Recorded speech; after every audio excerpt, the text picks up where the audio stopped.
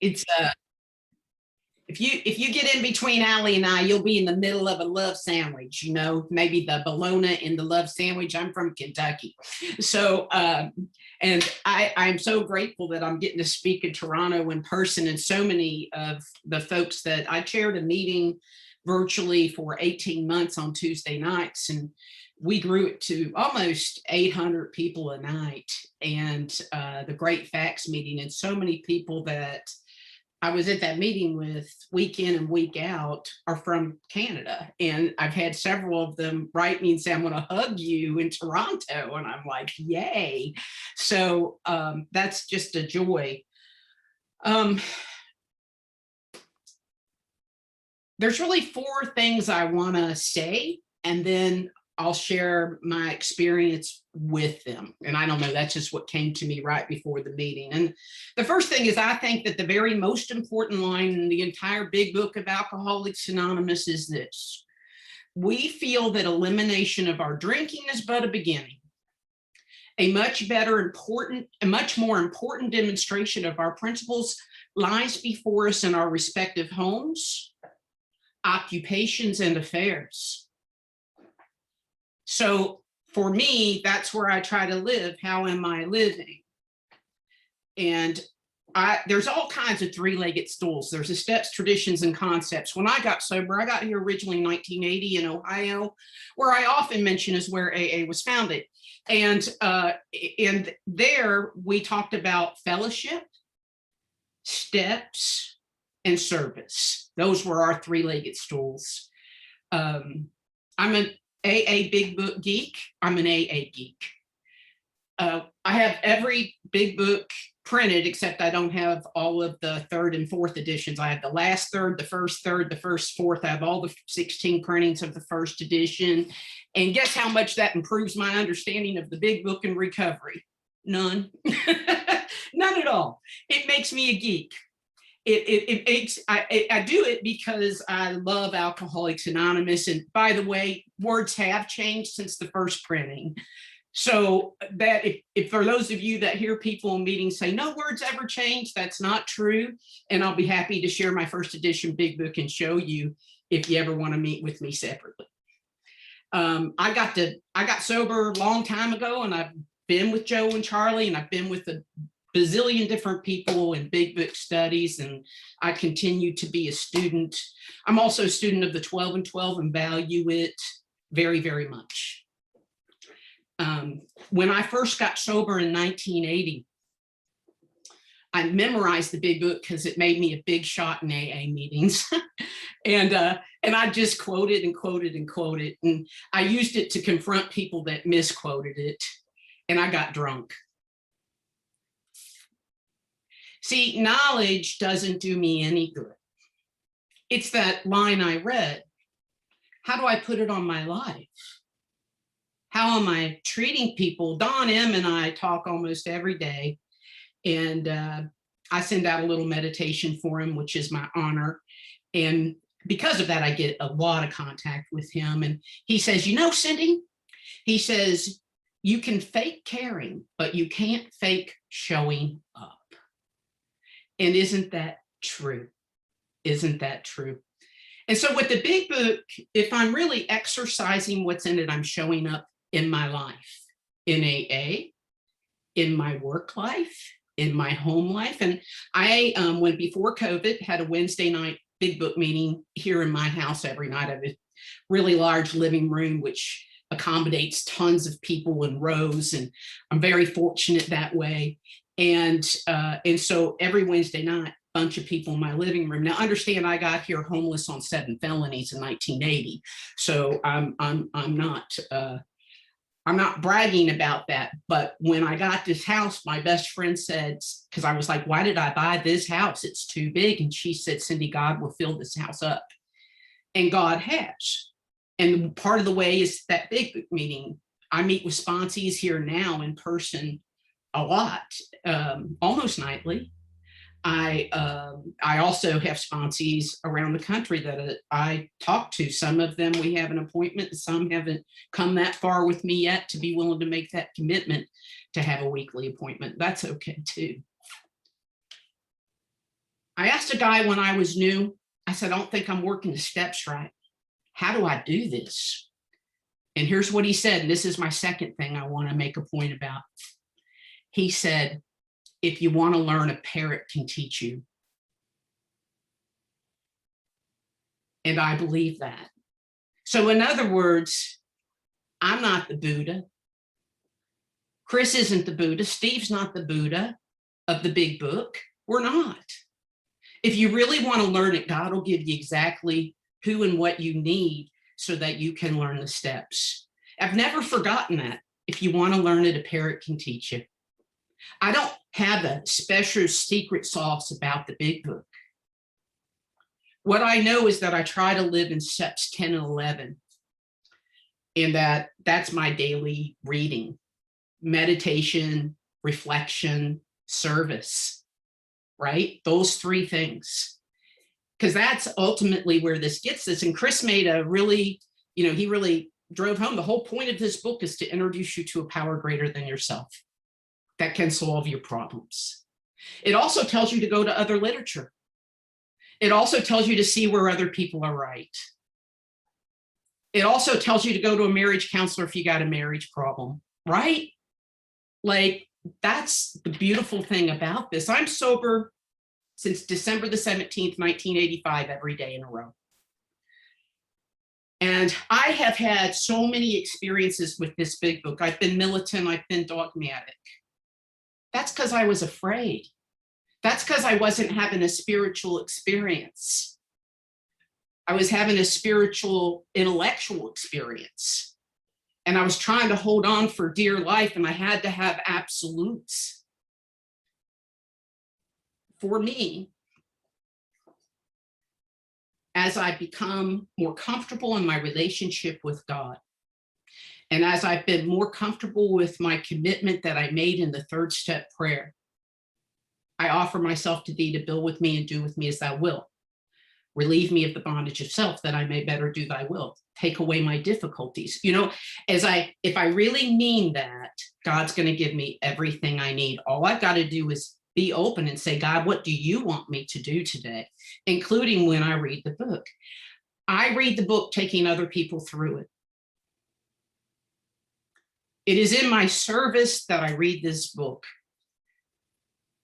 And I do service almost every day, but I also own 3 businesses, have a relationship, have a home. I sit on nonprofit boards. I have a big life because AA gave it to me. Because a far better example lies in what I do outside of AA. How am I behaving? Who wants to get sober with the same life they came in with? Right? And most of you know, it's like the fellowship saved me. When I was 11 years sober, I had a highway motorcycle accident and I lost everything I owned. I wound up on food stamps, Social Security, disability. Nobody expected me to function. And guess who took care of me? I didn't have a family to take care of me. You did. Because I was in the center of AA. Because I was having a big book meeting at my house. Right? I lost my business. So you and God always come first, and I can't help you if I don't take you through the book. And that's how I stay in the book, if that makes a lick of sense. I didn't understand the book till I started taking other people through it, because I didn't want to mess anybody up. So I had to start really thinking about, how does this apply in my life, and where am I putting this on my life? When I got drunk and got sober again in 1985, my sponsor told me I was not allowed to quote it anymore. She said, you may only paraphrase as it applies in your life. And I've tried to stick with that for this whole 36 plus years. It's not what it says, it's how do you do that? Because you can read what it says. And the reason we don't just read it by ourselves in a vacuum, although the reason we wrote this book was because we couldn't reach all the people that needed help. And this was to replace the experience that they would have with us one-on-one so that they could understand what we were doing. I started speaking at conferences really early. I was like 4 years sober, which is ridiculous. I'll just say that, because I still used a lot of profanity, and I wouldn't want to hear that today. But I started getting a lot of controversy. And I went to my sponsor and I said, I don't know why I'm so controversial. Why do people fight? And she told me, she said, Cyndi, if you stop talking about opinions from the podium and you only share your experience, there's nothing to be controversial about. And so I try to do that both one-on-one and in these kind of things. I don't have an opinion. I have what I've done. I have what's worked for me. And the truth is, all of the books have worked for me. You know, I grew up, I got sober in 80, and we had all the big book meetings and one 12 and 12 meeting. And then I moved to Louisville, and it was none of any. They weren't talking about the steps much, you know. So I started a big book meeting. Don M had a big book meeting, but that was at his house. I was about it. And it's a treasure map to God, or whatever that word means to you. And I like to always say, when I talk about God, that mine doesn't fit in a box and I can't define God, and God morphs and is fluid for me. So everybody has one that you need and that can talk to you. I have a perfect listening device, and I hear God. I hear God. And when I can't hear God, kind of like what Chris said, if I'll go back and read the book, mostly if I'll read it with another person, somebody that's newer, what happens is God shows up. And I'm reminded of the miracle of Alcoholics Anonymous. The other thing that the book says, and you don't hear a lot of people speak and talking about this, but I love this. Our book is meant to be suggestive only. We realize we know but a little. God will constantly disclose more to you and to us. Asking each day in your morning meditation what you can do for the man that's still sick. The answers will come. So I feel like my challenge is, how do I grow along spiritual lines? How do I take all of the tools? The big book is my foundation. It is my foundation. It is my, and I must always, for me, okay, I don't want to get away from the big book. And the way I don't get away from it is I take new girls through it. And in my experience, it's the first thing I should take a newcomer through. Am I going to go through the 12 and 12 with them? I am. Am I going to go through the service manual and the concepts? I am. I'm going to go through all of it. And then I'm going to tell them to go read that book with somebody else, because that's what I did. And if you want what I got, that's what we do. And there's no, the magic recipe is just in that if you want to learn, a parent will teach you. I think for me, what time am I supposed to finish, Allie? Because I don't want to go over. Chris will give you a 5-minute sign, Cyndi. Yeah, you got 21 minutes. Oh my goodness, I thought I had to go really fast. I was trying to get through this. I can always be done at any time, because I don't value the sound of my own voice quite as much as I get asked to speak. But I will share with you how I do this when I sponsor someone that's brand spanking new. I go through the way we did at the oldest clubhouse in Alcoholics Anonymous. It's in Cincinnati, Ohio, and it's called Oak Street. And if you ever get a chance to visit it, I encourage you. And we had to do 4 classes to get a summary of the steps before we were able to go to the regular meetings. And so I did those 4 classes, and I got a summary of the steps. So when I went to those meetings, I had some idea of what they were talking about. So I don't take a year to get through the book and the steps. we read the book page by page, but we're working the steps. We're working the steps from the beginning, and I try to get through all the steps within 8 to 12 weeks max. And then we do it again. Because that's how it was done with me. And it's like, there may be better ways to do it, but all I have is the way that it was done with me. And then I have a big book study where we may take a month to get through a page 1 week at a time. And we really look at what is, you know, what is it saying and what does it mean?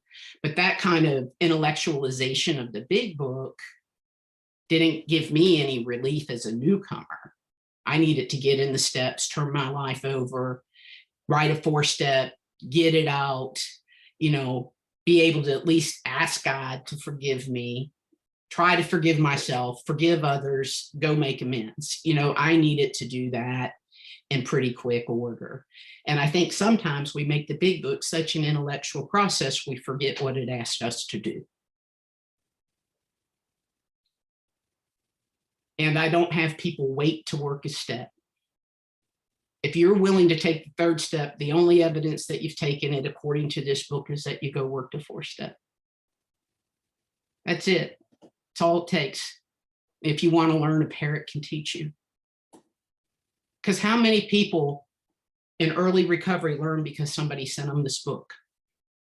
There was no guru sitting down with them with a special formula. How many people in prison through pen pal get sober? Lots. Any of you do pen pals in prison? It's a really awesome experience, and they especially need men. They especially need men. Women tend to be more willing to write. So, you know, I don't know. I've done a lot of corrections work, and that's been an awesome experience. So where I live in the big book is 10 and 11 and 12. And the 12th step described in the big book is quite a bit different than what most of us hear that is 12-step work. You know, the 12th step in the big book says we give this book to somebody if they're willing to read it and want to follow the instructions in it, then we move on with them. And if they aren't, we try not to ruin our opportunity and we wait till a later time. That's what it says. And I do try to get people to take the book and read it, but I was so blurred. I couldn't read when I got here, not because I was incapable of reading. I've been an avid reader my whole life, but because I couldn't, my squirrel cage was so busy, you know, and if I just couldn't. So I needed to go to a big book meeting to read the big book. And luckily in Cincinnati at Oak Street, there's one at noon, there's one at 5, there's one at 8 o'clock, a big book meeting. So that's how I read the big book when I was new. And guess what? That's good enough. Because here I am 36 years later with this amazing life, having dealt with lots of challenges, not a perfect life, lots of things that other people go, and I'm happy. And is that not at the end? How do I be of service? How do I have a relationship with God? And does that reflect in all of my affairs? Do I have what other people want? Am I an attraction? Am I living a full life? Is my life on a service basis, not one built around my ego? Because service can become as much about my ego as anything. Look at me, I know more. Look at me, I've got the answer. Look how many people ask me to speak. That makes me more valuable. That's a bunch of malarkey. That's a bunch of malarkey.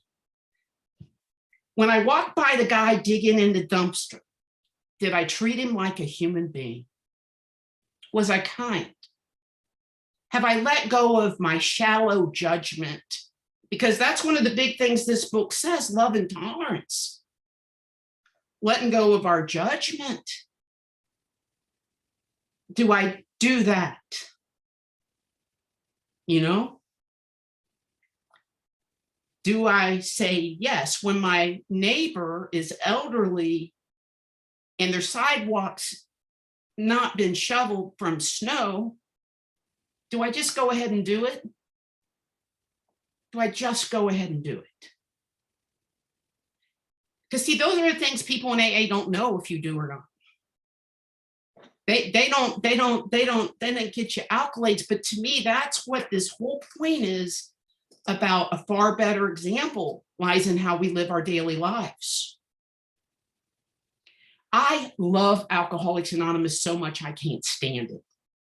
When I was new, I went to 3 meetings a day for 5 years. And I could do that because I didn't have much of a life. I mean, just to be honest, I didn't have much of a life. I worked periodically. I wasn't the most stable kid on the block. And it was great for me, as what I needed. And the fellowship saved me. I couldn't go to 3 meetings a day today to save my life, because that life gave me this life. And I meet with sponsees. I meet with a sponsee no less than once or twice a day, period. And one-on-one is how this deal works. I go to meetings. I participate in meetings. I have a home group I participate in. But I also sit on nonprofit boards. I also have employees that I must be of service to, and that's been a very hard thing for me to learn. So the real deal of this big book, it's a treasure map, not for Alcoholics Anonymous. It's a treasure map for a real life. And guess what else I'm going to tell you? And some people, there are no experts, none. I sounded the most like an expert when I applied the least.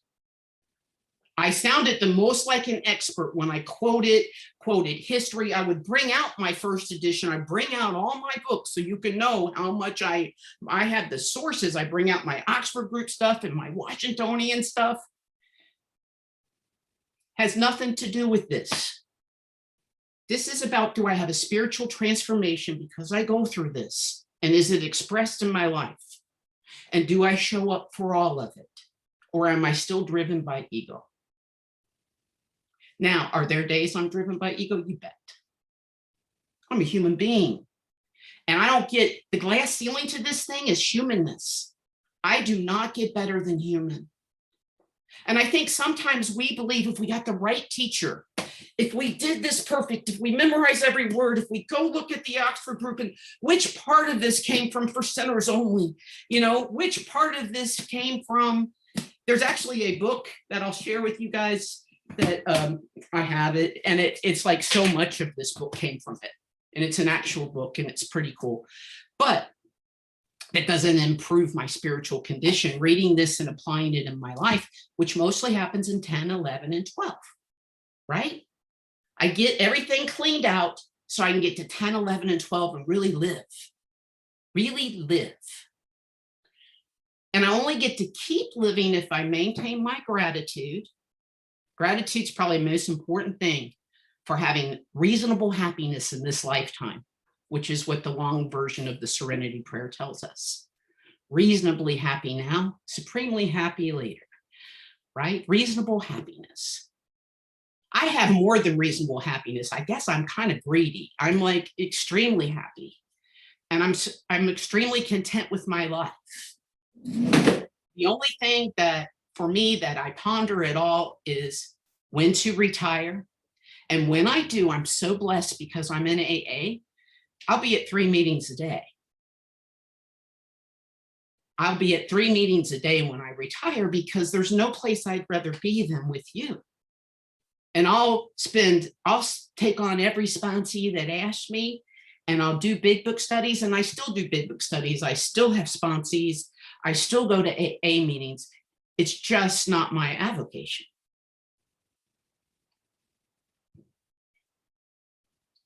I don't know where I've gone with this today. And one thing I don't do is I don't rehearse. And for those of you who've heard me, you know you never get the same talk. Because I want to be real and I want a chance for God to talk, not Cyndi. I'm not an instructor. I'm an Alcoholics Anonymous member who has gotten over, a life of tragedy and moved on to this life of just unbelievable, just unbelievable because of what's in this book, the 12 and 12. I run my business by the concepts. They're good to learn. I didn't go to high school. I didn't go to high school. I got no education and I run 3 businesses. Guess where I learned it? I learned it in service work, in the concepts. I learned it in the value system that my home group has about money and prudent reserve. I am the most simple business owner that you could ever have because I don't know enough to complicate it. And it's worked really well because I've had one business for 21 years that I can't do anything it does. And I had $1,700 to my name when I started it. That may not be your path. But if I hadn't been in Alcoholics Anonymous, I couldn't do it. And if I didn't stay in Alcoholics Anonymous, I couldn't keep it. I'm not somebody that got an education before I got here. I'm not somebody that had stability. And I would say that other than my relationship with God, watching the light come on with a new girl, oh my God, is there anything better than that? Is there any greater honor, any greater privilege? And that only happens taking them through here. So if you really want like the big secret sauce, it's not me taking you through this. It's you having gone through it and taken someone else and watching them light up, watching them change, watching them be a victim and not be anymore. How beautiful is that? That and that I really am, like, I can't believe I get to have a life. I can't believe I get to have a life. I'm not somebody that should have, period. I turned 40 sober and I had gone through all these things. I'd had cancer, I'd had the wreck, I'd been paralyzed, and my sister took me to Colorado, and I ran all around Colorado Springs and said, can you believe I get to be 40? And I turned 50 and I did the same thing. I had like 200 AA people here at my house. I threw a big barbecue. I'm like, can you believe I get to be 50? Most women are not very happy about 50, right? All these little wrinkles and scars and stuff. I've earned every bit of it. And I'm a woman with character, right? And you taught me to be okay just being me. I don't have to be something besides me. I'm enough. As long as I'm trying to connect with God and carry his will, I feel like I'm enough. The minute that it's not about God and it's not about being where God would have me be, I'm never enough. There needs to be more. There needs to be more. I'll share this. One of my best experiences was food stamps and disability after the wreck. I lost everything. And we had big book meetings at my house because I couldn't leave. I was disabled. I was having seizures. But guess what we did? We got into this book. And because of getting this book and because I had lots of experience with it and I've been sober 12 years, which, that's a fair amount of time, I had something to offer. I had value no matter what else was wrong in my life. And what a happy time is that? And that's why I know when I'm old and I'm wrinkled up, we're the only society that values our elders. Because you've been sober, you have more experience. You get old in AA, people still pay attention to you. They still see you. They remember your name. The rest of society, we didn't have so much to offer. How lucky are we? I mean, really, how lucky are we? It's the first nice day in Louisville, Kentucky on a weekend. It's somewhere between the high 70s and 80s. No humidity. My gardens are blooming. And I'm so happy to be sitting here looking at you. So that's the other thing that I've gotten as a result of sobriety, but not just sobriety. It's that whole thing of it's not enough, but of growing spiritually, of being a seeker, of always looking, of doing the things it says in this book, which is keep seeking, seek out other literature, see where religious people are right. By doing those things, and I've sought in every religion, I have a sense of contentment. I also have a God that fits in none of those boxes because my God's bigger than all of it. And you guys told me it was allowed to be.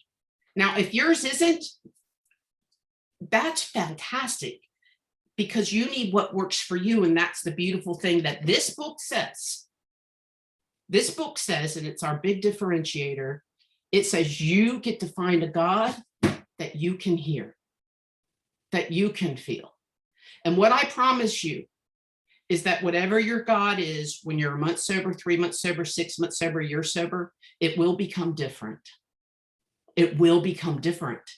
God will reveal himself to you. And that word is a word that got you, Chris. Thank you. That word is a word that don't get stuck on the word if you're new. I did. Oh, I didn't like that word. People that use that word threatened me. They made me afraid. They made me feel not good enough. And today I feel just fine. But it just gets to represent what you need.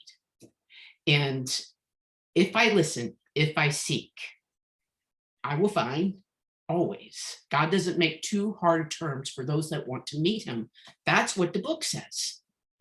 And it says the whole point is to meet him. That's what it says. So that God can solve your problems, not this book. God solves our problems. I don't know where I went today. What I do know is I got to see some friends I haven't seen in a while. I know that I'm grateful to get asked to participate in Alcoholics Anonymous. I can't believe, like, I'm actually kind of an old timer now. And it's like, Lord, it's like, first of all, it means I'm kind of old, but I just can't believe it. And being sober for the majority of my life, I would say it is my greatest success, but it's not, because it is only what has allowed me to have my greatest successes, which is actually making some small difference in some other people's lives. And what a blessing is that. Thank you very much.